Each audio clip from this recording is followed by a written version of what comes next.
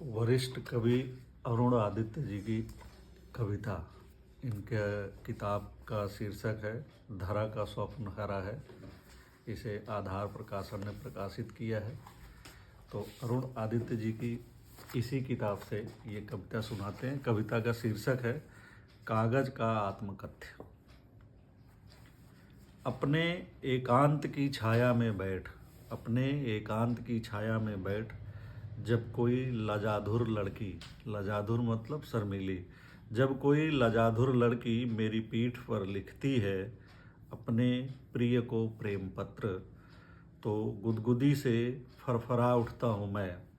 परदेश में बैठे बेटे की चिट्ठी बाँचते हुए जब कांपती है किसी जुलजुल माँ का हाथ, जुलजुल यहाँ वृद्धा से संकेत है, तो रेसा रेसा काँप जाता हूँ मैं और उसकी आँख से कोई आंसू टपकने से पहले अपने ही आंसुओं से भीग जाता हूँ मैं।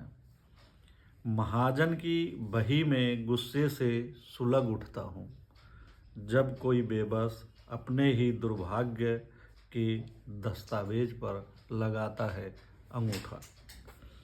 मुगालते भी पाल लेता हूँ कभी कभी, मसलन जब उत्तर पुस्तिका की भूमिका में होता हूँ तो इस खुशफहमी में डूबता उतराता हूँ कि मेरे ही हाथ में है नई पीढ़ी का भविष्य। रुपए की भूमिका में भी हो जाती है खुशफहमी कि मेरे ही दम पर चल रहा है बाजार और व्यवहार, जबकि मुझे अच्छी तरह पता होता है कि कीमत मेरी नहीं उस चिड़िया की है जिसे रिजर्व बैंक के गवर्नर ने बिठा दिया है मेरी पीठ पर, यानी हस्ताक्षर।